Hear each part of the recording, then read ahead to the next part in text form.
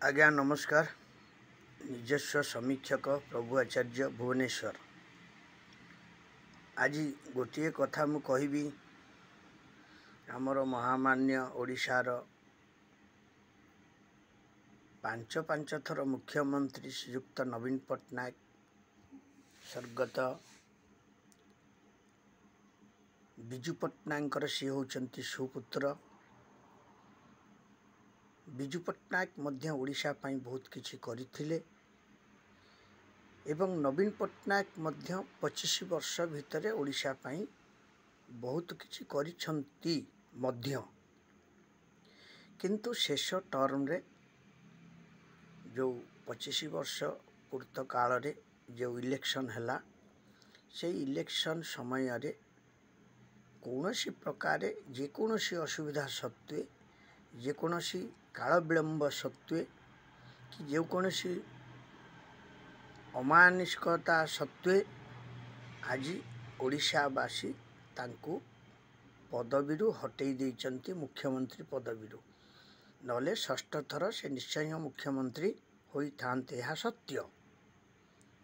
आ ओडिशावासी प्रकृत नवीन पट्टनायक को बहुत आंतरिकता सहित भल पाती। प्राय 80% लोक व्यक्ति भोटर छोट पिला वृद्ध वृद्धि बालिका बालक समस्ते आबाल वृद्ध वनिता समस्ते भल पाती 80%।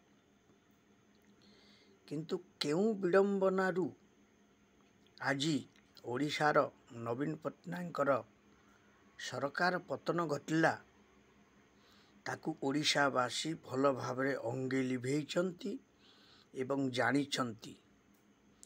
आउ सेई व्यक्ति विशेष आज जेबे सब आसिकी आगकू बड़ बड़ कथावार्ता करंती ताकू ओडिशावासी ग्रहण करिवे नाही। यह सत्य। कारण ओडिशार से समय आउ नाही। कारण जहाँ सुधारी थिले विजु बाबू सुधारी दे जाइथिले, जहाँ करिथिले जानकी बाबू सुधारी दे जाइथिले किछि आउ किछि जहाँ थिला ताकू नवीन बाबू मध्य सुधारी चंती। ओडिशावासी आज आउ से बोका ओडिया है कि नहांती, गरीब ओडिया है कि नहांती। आपण माने जानुछंती जे ई जो सरकार पतन घटिछि सरकारंकर दफ्तर रे राजनेता हुंतु ऑफिसर हुंतु बा कर्मचारी हुंतु देखंतु आज की प्रकार अवस्था देशर। कोटी कोटी करोड़ करोड़ टंका सब तांको घरु बाहरुछि। सुना किलो किलो सुना दुकान कर दैछंती। आउ अराजकता सब बढ़ी जाइथला ताकू सबू ओडिशावासी अंगे लिभेइले एवं सेतिपई भोट वर्जन करिकी से नवीन बाबू को माने गादीच्युत करिले। आउ एई जो कुहालिया केते जन नेता अछंती से माने जो कहउछंती काली आसीछंती आज कहउछंती तार किछि मूल्य नाही, किछि 5 पैसार मूल्य नाही। कारण नवीन बाबू जेतेबेले पर्यंत ओडिशा रे अछंती ओडिशावासी तांको समस्त हृदय रखिछंती एवं मु भाबुछि मनुष्य शरीर थिले शरीर दिने ना दिने जीव। आउ नवीन बाबू मध्य आम ओडिशा रे है कि आगामी दिन रे प्रबल लोकंक हृदय रे रहिबे। कारण से करिछंती आमे जानिछु आज बस स्टैंड रो अवस्था कौन थिला, पुरी मंदिर रो अवस्था कौन थिला, माने सबू मंदिर मालिनी ओडिशा रे जो मंदिर गुड़ाक अवस्था कौन थिला, विद्यापीठ अवस्था कौन थिला, गरीबंक पाई नानादी योजना सब करिथिले, बस योजना मध्य करिथिले, खाइबा पीवा योजना करिथिले, वृद्धा वृद्धिंक योजना करिथिले, चाषींक योजना करिथिले, नानादी माने औषध योजना करिथिले। आउ माने पिला जन्म करिवे जो माने तांको पाई मांको पाई से योजना करिथिले एवं रास्ता घाट माने संप्रसारण सबु प्रकार सी करथिले तांको अमल रे हेछि। यह सत्य। किंतु ଏଇ ଯେଉଁ ସବୁ କୁହାଳିଆ ଡିହାଳିଆ ନେତାମାନେ ସବୁ ଅଛନ୍ତି ଆଜି ଯେଉଁ ଏଡ଼େ ଏଡ଼େ ବଡ଼ କଥା କହୁଛନ୍ତି, ମୁଁ କାହାରି ନାଁ ଧରୁନି, ଯାଅ ମୋ ନାଁରେ କେସ୍ କର, କାହା ନାଁ ଧରିଛି ମୁଁ, କିନ୍ତୁ ଏବେ ବି କହୁଛି ଏଗୁଡ଼ା ସବୁ ଯେଉଁ କୁହା ଡିହା ଏଗୁଡ଼ା ସବୁ ବନ୍ଦ କର। ଯାହା ତ କରୁଛ ତାକୁ ଜନତା ଜନାର୍ଦ୍ଦନ ଜାଣୁଛନ୍ତି, କିନ୍ତୁ ନବୀନ ବାବୁ ହେଉଛନ୍ତି ସ୍ୱଚ୍ଛ ତୁଳସୀ ଗଛ। ମୁଁ ତାଙ୍କୁ ଆଖ୍ୟା ଦେଉଛି ଓଡ଼ିଶାରେ ସ୍ୱଚ୍ଛ ତୁଳସୀ ଗଛ। ସେ ନିର୍ମାୟା, ସେ ମାନେ ନିର୍ବାଣ ମଣିଷଟିଏ, ଆଉ ସିଏ ହେଉଛନ୍ତି ସୁଧାର ପୁରୁଷ, ମହାନ ପୁରୁଷ ସେ ଓଡ଼ିଶାର। କିନ୍ତୁ ତାଙ୍କୁ କେତେଜଣ ଏମିତିକା ଡିହାଳିଆ କୁହାଳିଆ ଆଉ ମାନେ ସେ ଯେଉଁ ଡ୍ୟାସ୍ ନେତା ତାଙ୍କୁ ସବୁ ବଦନାମ କରୁଛ। କିନ୍ତୁ ଓଡ଼ିଶାବାସୀ ନବୀନ ବାବୁଙ୍କୁ ହୃଦୟରେ ରଖିଛନ୍ତି ଏବଂ ନବୀନ ବାବୁ ମଧ୍ୟ ଓଡ଼ିଶାବାସୀଙ୍କ ହୃଦୟରେ ଆଗାମୀ ଦିନରେ ରହିବେ, ମାନେ ବଞ୍ଚିଥିଲା ପର୍ଯ୍ୟନ୍ତ ରହିବେ, ପ୍ରାଣବାୟୁ ଉଡ଼ିଗଲା ପରେ ମଧ୍ୟ ବି ସେ ରହିବେ ଅମର ହେଇକି ସମସ୍ତଙ୍କର। ଓଡ଼ିଶାରେ ସେ ସ୍ୱର୍ଣ୍ଣା ମାନେ ଅକ୍ଷରରେ ଲିପିବଦ୍ଧ ହେଇକି ରହିବ ନବୀନ ପଟ୍ଟନାୟକଙ୍କ ନାଁ। ସେ ହେଉଛନ୍ତି ସ୍ୱର୍ଗତ ବିଜୁ ପଟ୍ଟନାୟକଙ୍କର ସୁପୁତ୍ର। ଲୋକ ଜାଣିଛନ୍ତି ଆରେ ବାବୁ କିଏ ଖାଉନି, କିଏ ପିଉନି, କିଏ ବସୁନି, କିନ୍ତୁ ତାଙ୍କୁ ସିଏ ଯେଉଁ କାମ ଗୁଡ଼ାକୁ ସବୁ ଠିକ୍ ଠାକ୍ରେ ଦେଖିପାରୁନାହାନ୍ତି।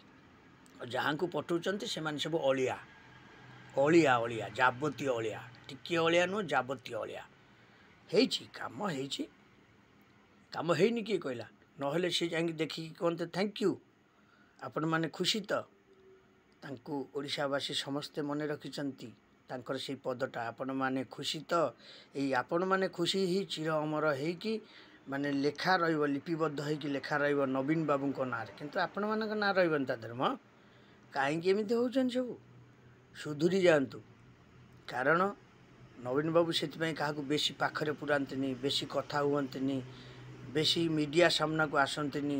ତାଙ୍କର ସବୁ ନୀତିଗତି ଅଲଗା। ସେ କୁହନ୍ତି କାମ ଆଗେ କଥା ପଛେ, ତାଙ୍କ ନୀତିଗତିର। ସେଭଳି ମଣିଷଟି ଆମ ଓଡ଼ିଶାରେ ମାନେ କେବେ ବି ଜନ୍ମ ନେବେନି।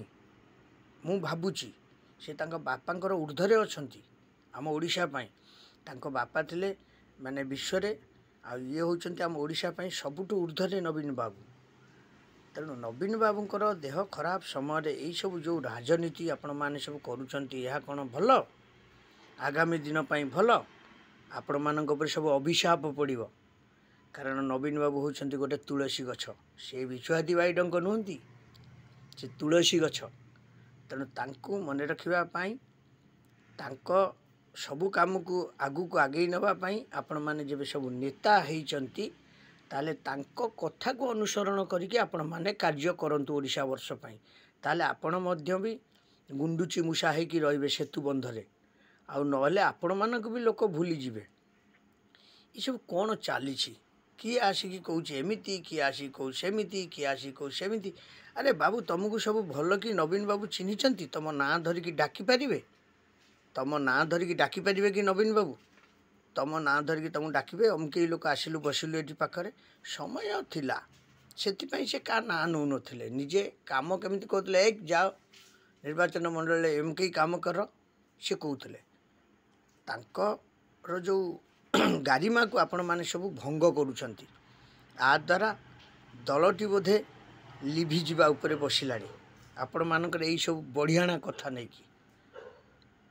ଆରେ ବାବୁ ଶୁଣନ୍ତୁ, ସେ ଯାହାକୁ ଭଲ ମନେ କରିବେ ଦେବେନି। ରାଜନୀତିରେ ସେ ଅଛନ୍ତି, ରାଜନୀତିର ଚାଣକ୍ୟ ହେଇକି ଅଛନ୍ତି। ସେ ଯାହାକୁ ଭଲ ମନେ କରିବେ ତାଙ୍କୁ ସେ ମଙ୍ଗ ଧରେଇବେନି। ଆରେ 5 ଜଣ ଡ୍ରାଇଭର ଥିବେ, ତା ଭିତରେ ସେ ଜଣକୁ ଦେବେ ନା, ଆଉ କ'ଣ 5 ଜଣ ଚଲେଇବେ ନା କ'ଣ? ତେଣୁ ଆପଣମାନେ ଅପେକ୍ଷା କରନ୍ତୁ, ଆଉ ଏହାକୁ ସବୁ ଲାଇକ୍ ସେୟାର ସବସ୍କ୍ରାଇବ୍ କରିବେ ବହୁ ମାତ୍ରାରେ। ଦେଖିଲା ପରେ ବି ମଧ୍ୟ ମୂଳରୁ ଶେଷ ଯାଏଁ ଦେଖିବେ, ଲାଇକ୍ ସେୟାର ସବସ୍କ୍ରାଇବ୍ କରିବେ। ଆଉ ନବୀନ ବାବୁଙ୍କୁ 4.5 କୋଟି ଜନତା ଭଲ ପାଆନ୍ତି, ଆଗାମୀ ଦିନରେ ମଧ୍ୟ ଭଲ ପାଇବେ। ଆପଣମାନେ ଯେବେ ଗୋଟେ ସେତୁ ବନ୍ଧରେ, ରାମଙ୍କ ସେତୁ ବନ୍ଧରେ ଯେବେ ଗୁଣ୍ଡୁଚି ମୂଷା ହେବାକୁ ଚାହୁଁଛନ୍ତି, ତାଙ୍କ ନୀତିଗତିକି ନେଇକି ଅନୁସରଣ କରିକି କାମ କରନ୍ତୁ। କଥା କମ୍ କୁହନ୍ତୁ, କାମ ବେଶୀ କରନ୍ତୁ, ଜନତାଙ୍କ ସେବା କରନ୍ତୁ, ଜନତା ଜନାର୍ଦ୍ଦନଙ୍କ ଦୁଆର ମୁହଁକୁ ଯାଆନ୍ତୁ, ତାଙ୍କର ଭଲ ମନ୍ଦର ସମସ୍ୟା ବୁଝନ୍ତୁ। ତାହେଲେ ଆପଣମାନେ ମଧ୍ୟ ଲିପିବଦ୍ଧ ହେଇକି ରହିବେ। ଆଉ ଆପଣମାନେ ଯେଉଁ ସବୁ କର୍ମ କରୁଛନ୍ତି, ଏହା ହେଉଛି ସବୁ ଘୃଣ୍ୟ କର୍ମ। ଓଡ଼ିଶାବାସୀ ଏହାକୁ ଲାଇକ୍ କରିବେ, ସେୟାର କରିବେ, ସବସ୍କ୍ରାଇବ୍ କରିବେ। ଜୟ ଜଗନ୍ନାଥ। ପ୍ରଭୁ ଆଚାର୍ଯ୍ୟ ଭୁବନେଶ୍ୱର ନିଜସ୍ୱ ସମୀକ୍ଷକ।